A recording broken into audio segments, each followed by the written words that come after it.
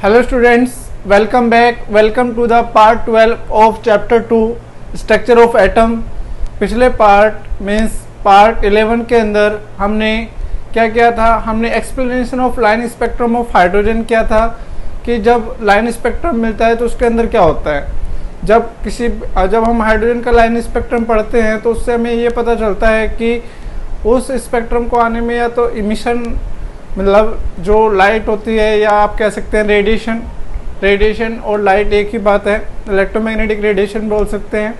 जब वो एब्जॉर्ब होती है, जब कोई भी इलेक्ट्रॉन होता है, हाइड्रोजन के अंदर एक इलेक्ट्रॉन होता है, वो इलेक्ट्रॉन अगर एनर्जी एब्जॉर्ब करता है तो वो लोअर एनर्जी स्टेट से हायर एनर्जी स्टेट में जाता है, और जो वो एनर्जी इमिट करता है तो वो हायर एनर्जी स्टेट से लोअर एनर्जी स्टेट में आता है। ठीक है, तो ये हमने बताया था और इस बात को हमने बोहर मॉडल को यूज करके एक्सपेरिमेंटली या क्वांटिटेटिवली उसको एक्सप्लेन किया था। ठीक है, उसके बाद हमने आपको बताया था क्या, लिमिटेशन ऑफ बोहर मॉडल। तो बोहर मॉडल जो था उसके अंदर बहुत सारी चीज़ें हमें क्लियर हो गई कि जो एटम होता है वो स्टेबल होता है, लाइन स्पेक्ट्रम जो होता है वो किस तरीके से आता है, क्यों आता है। ठीक है, लेकिन फिर भी बोहर मॉडल के अंदर बहुत सारे लिमिटेशंस थे, जैसे मल्टी इलेक्ट्रॉन के लिए उन्होंने कोई नहीं बताया, या जो जीमन इफेक्ट या स्टेरिक इफेक्ट था उसको एक्सप्लेन नहीं किया, या एटम स्टेबल है तो फिर वो मॉलिक्यूल क्यों बनाते हैं, वो आपस में रिएक्शन क्यों करते हैं, इस बात की कोई भी हमें इंफॉर्मेशन नहीं मिली। तो इन सब को ओवरकम करने के लिए हमारे पास आता है मॉडर्न एटॉमिक मॉडल या क्वांटम एटॉमिक मॉडल। ठीक है, quantum model of the atom. ठीक है, quantum model of the atom को करने से पहले, जैसे हमने बोहर मॉडल करने से पहले हमने बताया था कि वहाँ पर दो डेवलपमेंट को बोहर ने यूज़ किया था, एक तो dual nature of electromagnetic radiation और quantization of electronic levels, electronic energy levels की जो एनर्जी होती है उसका क्वांटाइजेशन, और दूसरा कौन सा, dual nature of electromagnetic radiation. ये दो डेवलपमेंट किसने यूज़ किए थे, बोहर ने। वैसे ही जो आपका मॉडर्न एटॉमिक मॉडल कह सकते हो, या आप उसको स्क्रोडिंगर वेव मॉडल कह सकते हो, या आप कह सकते हो quantum model of the atom. तो जब हम टुवर्ड्स द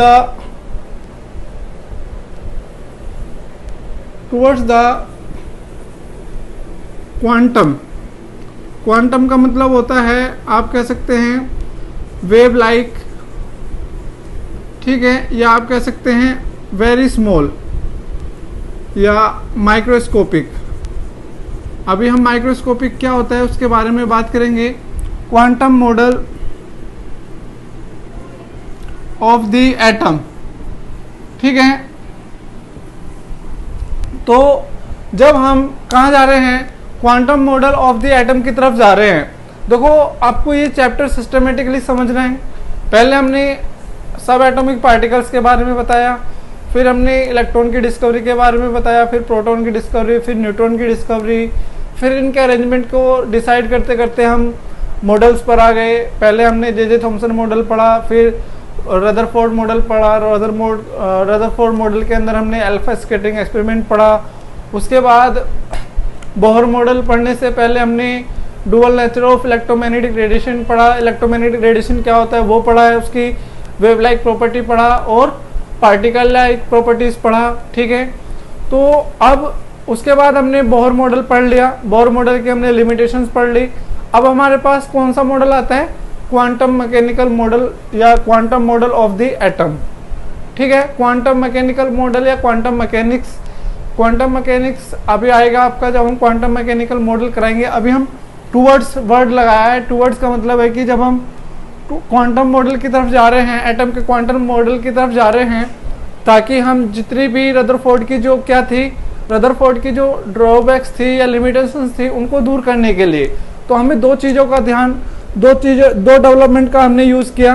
कौन कौन से डेवलपमेंट यूज़ किए थे, जैसे क्या हुआ आपको पता है कि भाई रदरफोर्ड ने दो डेवलपमेंट्स यूज किए थे, एक तो dual nature of the electromagnetic radiation और quantization of the energy levels, quantization of the energy of electronic levels या एनर्जी लेवल्स इन एटम्स। ठीक है, ये दो डेवलपमेंट यूज किए थे। वैसे ही क्वांटम मॉडल जो होता है एटम का, उसने दो डेवलपमेंट यूज किए। कौन कौन से?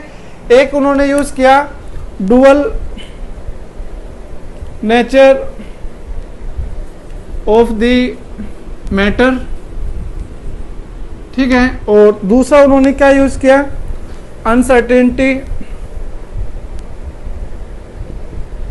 अनसर्टेनिटी प्रिंसिपल ऑफ हाइजेनबर्ग, ठीक है।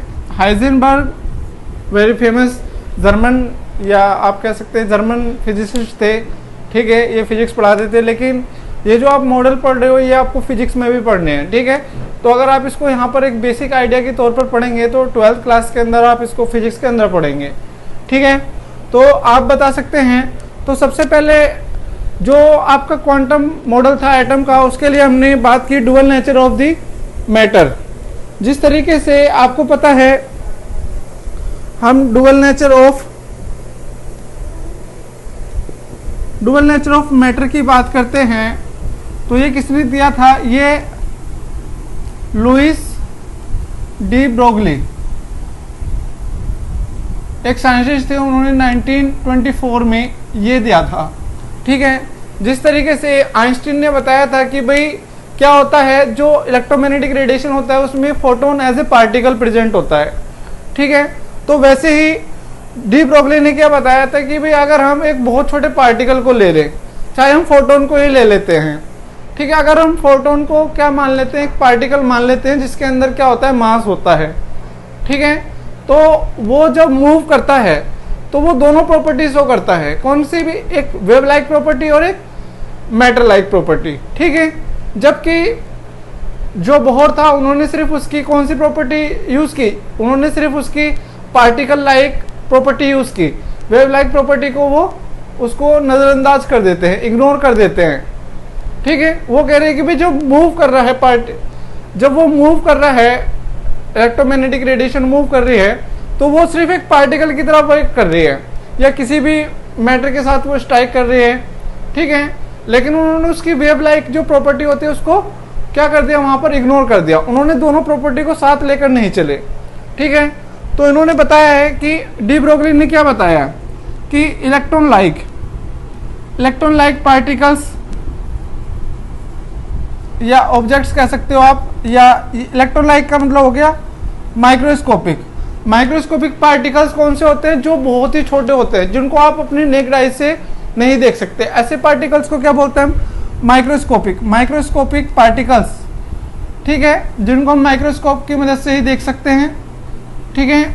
आप ये बोल सकते हैं इसको माइक्रोस्कोपिक पार्टिकल्स जो होते हैं, electron, proton, neutron, atom, molecule, ये सभी क्या हैं? पार्टिकल्स हैं। तो जब ये मोशन में रहते हैं, ठीक है, तो जब ये मोशन में रहते हैं तो ये एक पार्टिकल और एक वेव दोनों तरीके से बिहेव करते हैं, ठीक है। तो इन्होंने ये बताया था, किसने? डी ब्रोगली ने कहा कि भाई जो आपने इलेक्ट्रोमैग्नेटिक रेडिएशन के लिए जो फॉर्मूला अप्लाई किया है ड्युअलिटी का, उसको हम पार्टिकल के लिए भी, हम इलेक्ट्रोमैग्नेटिक रेडिएशन की बात नहीं करेंगे, हम एक पार्टिकल की बात करेंगे, और वो पार्टिकल भी डुअल बिहेवियर शो करेगा। एक वो पार्टिकल की तरह भी बिहेव करेगा और एक वेव की तरह भी बिहेव करेगा। तो पार्टिकल जो इलेक्ट्रॉन लाइक पार्टिकल्स होते हैं, अगर वो मोशन में होते हैं, ठीक है, they have the characteristics of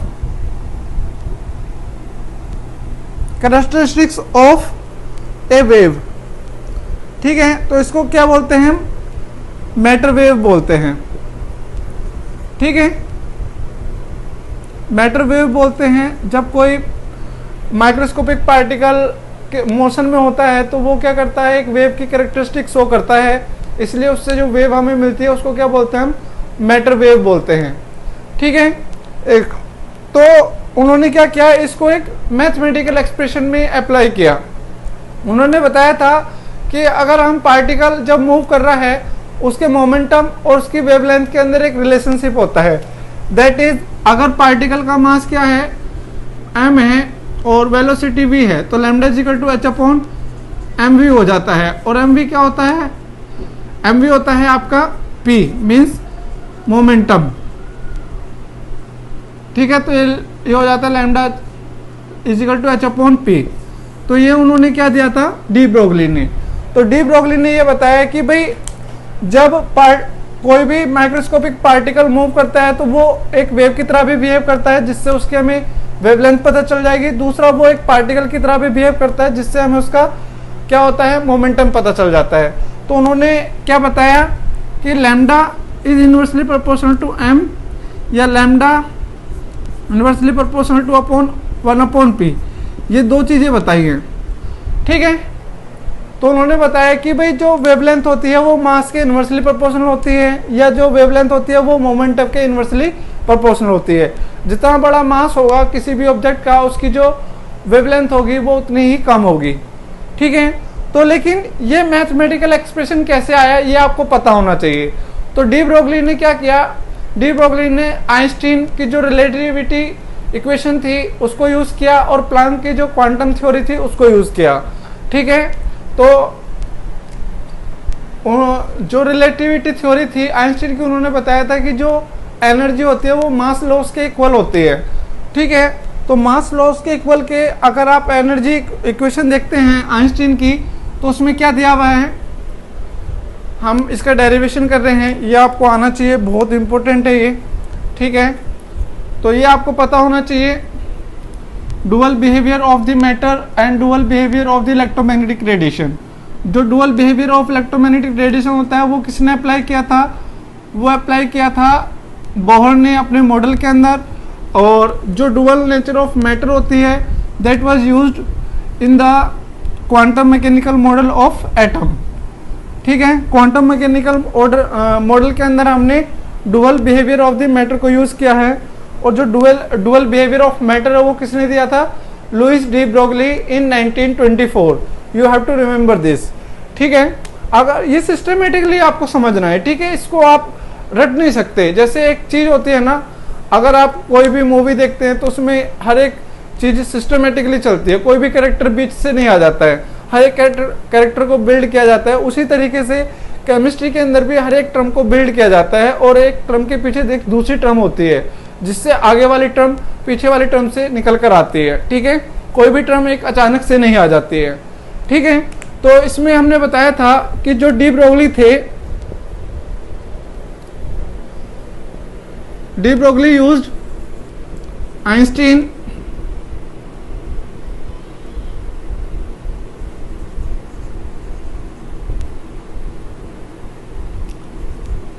and Planck's theory. तो आइंस्टीन के अकॉर्डिंग क्या होता है? E equal to mc square होता है। लेकिन अगर हम एक पार्टिकल की बात कर रहे हैं, फॉर पार्टिकल के लिए c जो होता है वो v की फॉर्म में ले सकते हैं हम। तो E इक्वल टू क्या हो जाएगा? mv square. That is equation 1। ये तो हो गया अकॉर्डिंग टू आइंस्टीन। तो प्लैंक थ्योरी जो प्लैंक थ्योरी थी उसके अकॉर्डिंग क्या हो जाता है? E equal to H nu, और न्यू इक्वल टू क्या होता है? c upon lambda. ठीक है, ये होता है। तो हम क्या लिख सकते हैं? h equal to c upon lambda, ये लिख सकते हैं। अब इक्वेशन 2 और 1 को इक्वल रख देते हैं, क्योंकि दोनों में e आ रहा है।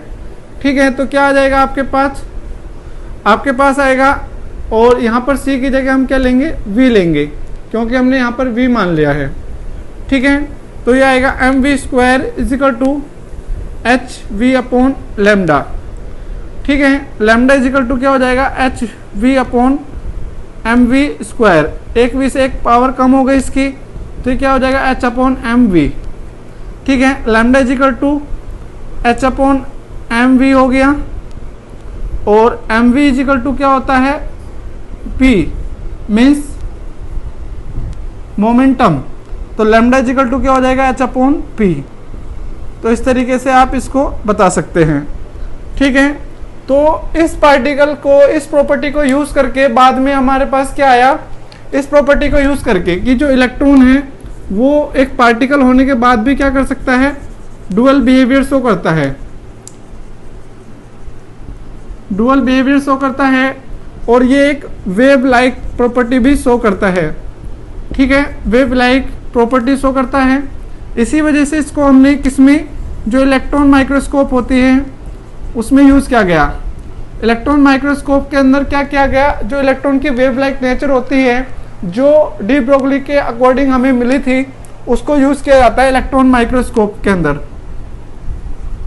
ठीक है, आया समझ में। इलेक्ट्रॉन माइक्रोस्कोप के अंदर वेव लाइक प्रॉपर्टी को यूज़ किया जिससे हम उसको मिलियंस टाइम बिगर देख सकते हैं किसी भी पार्टिकल्स को। ठीक है, तो और जो डी ब्रोगली सिग्निफिकेंस अगर हम बात करते हैं, ठीक है, सिग्निफिकेंस ऑफ डी ब्रोगली, तो जो डी ब्रोगली प्रिंसिपल था या ड्यूअलिटी थी, ये किसके लिए एप्लीकेबल थी, applicable for microscopic particle only. ठीक है, माइक्रोस्कोपिक पार्टिकल्स के लिए थी, ये मैक्रोस्कोपिक के लिए नहीं थी। क्योंकि मैक्रोस्कोपिक के लिए क्यों नहीं थी, मैक्रोस्कोपिक पार्टिकल का जो होता है मास ज़्यादा होता है और आपको पता है लैम्डा इनवर्सली 1/m। ठीक है, जैसे ये इंक्रीज होगा तो ये डिक्रीज हो जाएगा। ठीक है, तो जब ये डिक्रीज हो जाएगा तो उसको हम क्वांटिटेटिवली मेजर नहीं कर सकते। जो लार्जर ऑब्जेक्ट होते हैं या बहुत लार्जर या आप कह सकते हो बहुत बिगर इन साइज ऑब्जेक्ट होते हैं जिनका मास बहुत ज़्यादा होता है, उसमें डी ब्रोगली जो इक्वेशन है वो फॉलो नहीं होती है, क्योंकि वहाँ पर उनकी जो वेवलेंथ होगी वो बहुत कम होगी और उसको हम मेज़र नहीं कर सकते। ठीक है, तो इसलिए डी ब्रोगली जो प्रिंसिपल है वो सिर्फ माइक्रोस्कोपिक पार्टिकल्स के लिए है। जैसे आपसे बोला कि भाई एक बॉल है 10 ग्राम्स की या 50 ग्राम्स की और एक इलेक्ट्रॉन है। ठीक है, तो किस पार्टिकल के लिए जो डी ब्रोगली इक्वेशन है वो फॉलो होती है, वो एक माइक्रोस्कोपिक पार्टिकल के लिए फॉलो होती है। ठीक है, तो इसमें नेक्स्ट हम बात करते हैं, अगर हमें किसी माइक्रोस्कोपिक पार्टिकल की एनर्जी पता है तो हम उसकी क्या निकाल सकते हैं, उसकी वेवलेंथ वहाँ से भी निकाल सकते हैं। कैसे, तो हम करेंगे relation between wavelength and the kinetic energy of the microscopic particle using the de Broglie equation. ठीक है, डी ब्रोगली इक्वेशन को यूज करके हम उसको कैसे फाइंड आउट कर सकते हैं। ठीक है, आइए देखते हैं।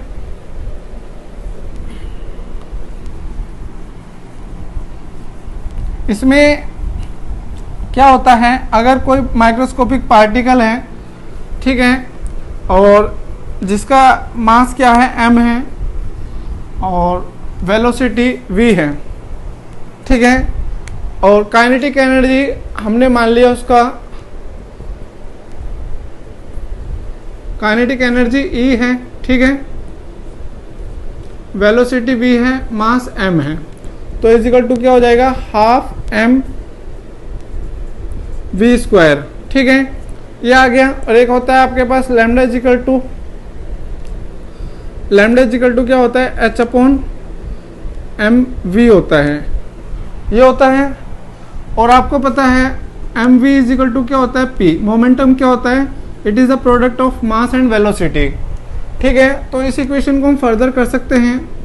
E इजिकल टू, एक इक्वेशन ये अलग रखेंगे अभी हम, यहाँ पर 1/2 m के ऊपर मल्टीप्लाई किया हमने, m स्क्वायर v स्क्वायर और m के ही नीचे किया, तो ये क्या बन गया, mv का whole square upon 2m। mv की जगह क्या रखेंगे हम, p, तो p स्क्वायर अपॉन 2m हो गया। आगे समझ में। ठीक है, और ये आपको पता है लैम्डा इजिकल टू क्या होता है, लैम्डा इजिकल टू क्या होता है, h/p होता है। तो p equal to p square equal to क्या आ जाएगा यहाँ पर, 2m_e, या p इजिकल टू क्या आ जाएगा, √2m_e। ठीक है, तो अब इस इक्वेशन में हम p की वैल्यू पुट कर देंगे, तो लैम्डा इजिकल टू क्या आ जाएगा आपके पास, h/√2m_e। ठीक है, तो यहाँ पर अगर आपको किसी माइक्रोस्कोपिक पार्टिकल की काइनेटिक एनर्जी पता है और उसका मास पता है, you can calculate its wavelength. You can do the very number of example in your NCERT और any other competitive based books, and for understand this concept you have to do more and more numericals, on this topic, on this formulas. ठीक है, तो de Broglie equation में इतना ही है। अब हम next part की तरफ चलते हैं, दैट इज कौन सा है हमारा नेक्स्ट पार्ट? हमारा नेक्स्ट पार्ट है हाइजेनबर्ग अनसर्टेनिटी प्रिंसिपल। तो हाइजेनबर्ग अनसर्टेनिटी प्रिंसिपल कब आया था? ये आया था जब उसमें बहुत सारी क्या आ गई थी, ड्रॉबैक्स आ गई थी बोहर मॉडल में। ठीक है, बोहर मॉडल ने क्या बताया था? बोहर मॉडल ने बताया कि जो इलेक्ट्रॉन होता है एक सर्कुलर पाथ में क्या करता है, रिवॉल्व करता है। लेकिन जब उन्होंने उसकी वेव लाइक पार्टिकल को क्या कर दिया, वेव लाइक पार्टिकल को क्या कर दिया, इग्नोर कर दिया, तो उन्होंने ये देखा कि भाई ऐसा तो हो ही नहीं सकता।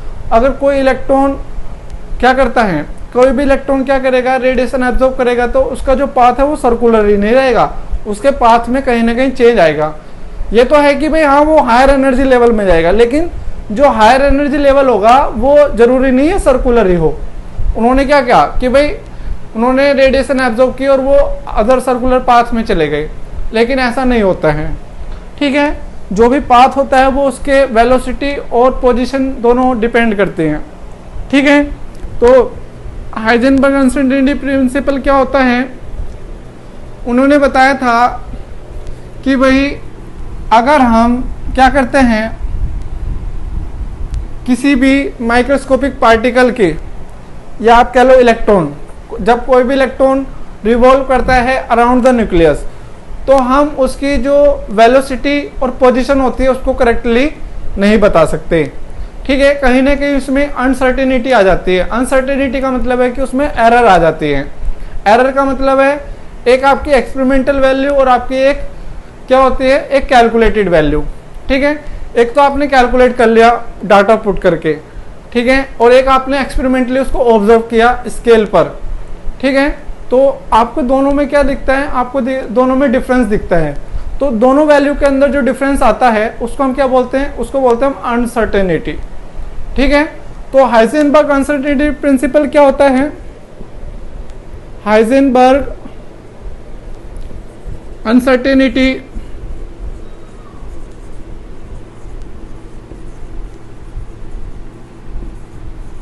प्रिंसिपल, तो ये क्या कहता है, it is impossible to calculate the exact position, velocity और momentum simultaneously of any electron around the nucleus who is moving around the which is moving around the nucleus। ठीक है, वो कहते हैं it is not possible to calculate exact position and velocity या आप कह दो मोमेंटम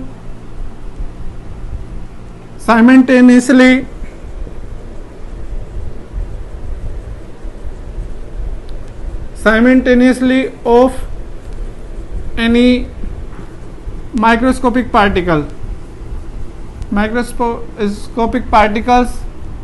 पार्टिकल लाइक इलेक्ट्रॉन। ठीक है, that is the statement given by the Heisenberg uncertainty principle, that is Werner Heisenberg. ठीक है, ये एक जर्मन फिजिसिस्ट थे। ठीक है, तो उन्होंने बताया था कि भी अगर कोई भी इलेक्ट्रॉन न्यूक्लियस के अराउंड मूव कर रहा है तो उसकी पोजीशन मतलब कहाँ पर है वो। ठीक है, पोजीशन और उसकी वेलोसिटी या मोमेंटम को हम एक साथ नहीं बता सकते, जबकि उन्होंने क्या किया है, बोहर ने क्या किया है, उसको उन्होंने इग्नोर ही कर दिया। उन्होंने बोला कि हम इसकी पोजीशन भी बता सकते हैं और वेलोसिटी भी बता सकते हैं। दिया था ना वेलोसिटी का वो फॉर्मूला। ठीक है, और पोजीशन उन्होंने बताई दी कि सर्कुलर पाथ में मूव कर रहा है। ठीक है, तो ये ऐसा इन्होंने क्यों बताया, उन्होंने बताया कि भाई अगर हम इसकी पोजीशन कैलकुलेट करने जाते हैं तो वेलोसिटी या मोमेंटम में अनसर्टेनिटी आ जाती है, और अगर हम वेलोसिटी या मोमेंटम कैलकुलेट करने जाते हैं तो इसकी पोजीशन में क्या आ जाती है, अनसर्टेनिटी आ जाती है। तो मैथमेटिकली हम इसको कैसे डिस्क्राइब कर सकते हैं, mathematically delta X into delta P X is equal greater than और equal to H upon 4 pi, that is mathematically proven. या आपको पता है पी एक्स इजिकल टू क्या होता है, delta P X equal to, अगर हम एम वी रख देते हैं डेल्टा एम वी एक्स, तो क्या आएगा delta X into delta M V greater than H upon 4 pi, या डेल्टा एक्स इंटू एम यहाँ पर चला जाएगा delta V X greater than equal to h upon 4 pi m. These are the expression and you will get the various question in the exercise based upon this. आपको सबसे पहले क्या होता है, अनसर्टेनिटी कैलकुलेट करनी होती है पोजीशन में, जहाँ पर डेल्टा एक्स क्या है, it is uncertainty in position, ठीक है, और ये क्या है अनसर्टेनिटी इन वेलोसिटी, और डेल्टा पी एक्स क्या है यहाँ पर अनसर्टेनिटी इन मोमेंटम, ठीक है, और m क्या है मास ऑफ द पार्टिकल, ठीक है, आया समझ में। तो इस तरीके से आप इस इक्वेशन को यूज कर सकते हैं। हाइजेनबर्ग अनसर्टेनिटी प्रिंसिपल आ गया, इन्होंने बताया था कि भाई हम पोजीशन और वेलोसिटी या मोमेंटम को साइमल्टेनियसली करेक्टली एक्यूरेटली या उसको कैलकुलेट नहीं कर सकते। अगर हम उसका मोमेंटम कैलकुलेट करते हैं तो उसकी पोजीशन में अनसर्टेनिटी आ जाती है, और अगर हम उसके पोजीशन कैलकुलेट करते हैं तो मोमेंटम में अनसर्टेनिटी आ जाती है। That is Heisenberg uncertainty principle. इसका हाइजेनबर्ग अनसर्टेनिटी प्रिंसिपल का सिग्निफिकेंस क्या है? हाइजेनबर्ग अनसर्टेनिटी प्रिंसिपल का सिग्निफिकेंस ये है कि जो हाइजेनबर्ग प्रिंसिपल है ये इलेक्ट्रॉन की या माइक्रोस्कोपिक पार्टिकल की जो एक सर्कुलर पाथ होता है, ये एक डेफिनेट ट्रेजेक्ट्री होती है, उसको रूल आउट कर देता है, ठीक है। ये नहीं कहता कि भाई जो माइक्रोस्कोपिक पार्टिकल होता है एक डेफिनेट पाथ पर मूव करता है, नहीं, उस पाथ की जो पोजीशन होती है वो चेंज होती रहती है विद द टाइम, ठीक है। एक तो सिग्निफिकेंस ये हो गया। दूसरा सिग्निफिकेंस ये बताया कि जो आपका क्या होता है हाइजेनबर्ग अनसर्टेनिटी प्रिंसिपल होता है, ये सिर्फ माइक्रोस्कोपिक पार्टिकल के लिए एप्लीकेबल होता है। मैक्रोस्कोपिक पार्टिकल में अनसर्टेनिटी प्रिंसिपल फॉलो नहीं होता है, ठीक है। तो अनसर्टेनिटी प्रिंसिपल को यूज़ करके और डी ब्रोगली को यूज़ करके जो इलेक्ट्रॉन या उसकी पोजीशन या उसकी जो वेवलाइक नेचर होती है हम उसको एग्जैक्टली नहीं बताते, हम वहाँ पर क्या बताते हैं प्रोबेबिलिटी बताते हैं कि भाई इलेक्ट्रॉन यहाँ पर होगा या यहाँ पर होगा, ठीक है। तो क्वांटम मैकेनिकल मॉडल के अंदर हम प्रोबेबिलिटी यूज़ करते हैं। प्रोबेबिलिटी का मतलब होता है संभावना कि भाई हो भी सकता है नहीं भी हो सकता, ठीक है। तो ये किसके बाद आया प्रोबेबिलिटी वर्ड जो होता है वो क्यों आया? क्योंकि अनसर्टेनिटी प्रिंसिपल और डी ब्रोगली इक्वेशन उन्होंने यूज़ की थी, ठीक है। तो आज हमने सिर्फ क्या क्या है, आज हमने क्वांटम मॉडल ऑफ एटम के टुवर्ड्स कौन कौन से डेवलपमेंट हमने यूज़ किए थे, de Broglie dual behaviour of the matter और हाइजेनबर्ग अनसर्टेनिटी प्रिंसिपल, और दोनों के सिग्निफिकेंट के बारे में आज हमने डिस्कस किया है, ठीक है। और इनके डिस्कशन से हमने क्या बताया कि जब भी हम मॉडल डिस्क्राइब करते हैं तो वहाँ पर हम इलेक्ट्रॉन की पोजीशन या उसकी मोमेंटम को लेकर हम एग्जैक्ट बातें नहीं करते हैं, हम वहाँ पर एक प्रोबेबिलिटी वर्ड यूज़ करते हैं। हम कहते हैं कि प्रोबेबिलिटी या प्रोबेबल इसकी पोजीशन ये होगी, ठीक है, प्रोबेबिलिटी वर्ड यूज़ करेंगे, ठीक है, हम उसको एग्जैक्टली नहीं बताएंगे, ठीक है। इन्हीं दो प्रिंसिपल को या इन्हीं दो डेवलपमेंट को यूज़ करके क्वांटम मॉडल ऑफ एटम दिया गया था, जिसको हम नेक्स्ट पार्ट के अंदर दैट इज पार्ट 13 के अंदर डिस्कस करेंगे। उसके बाद से ये जो आपका चैप्टर है ये बिल्कुल एक नई डायरेक्शन की तरफ चला जाएगा, जहाँ पर हम क्वांटम नंबर्स एटॉमिक ऑर्बिटल्स के बारे में बात करेंगे, ठीक है। तो आज के लिए सिर्फ इतना ही। इस वीडियो को लाइक कीजिए, शेयर कीजिए, और अगर आपको कोई भी बात समझ में नहीं आती है तो आप इसको बार बार देख सकते हैं या आप हमें मैसेज कर सकते हैं, लेकिन you have to understand it because it is the basis for quantum mechanics, ठीक है। आगे जाके अगर आप क्वांटम मैकेनिक्स के अंदर करियर बिल्ड करना चाहते हैं तो ये उसका बेसिक है बिल्कुल, ठीक है। You have to remember each and every point we have discussed here, ठीक है। और अगर आपने हमारा चैनल सब्सक्राइब नहीं किया है तो उसको सब्सक्राइब कीजिए ताकि आपको इसी तरीके से वीडियो मिलती रहें, ठीक है। अदर सब्जेक्ट की भी पार्ट वाइज और टॉपिक वाइज वीडियोज़ हैं, ठीक है। कहीं पर भी कोई भी टॉपिक स्किप नहीं किया गया है, ठीक है। और अपने घर पर रहिए, सेफ रहिए। Thank you.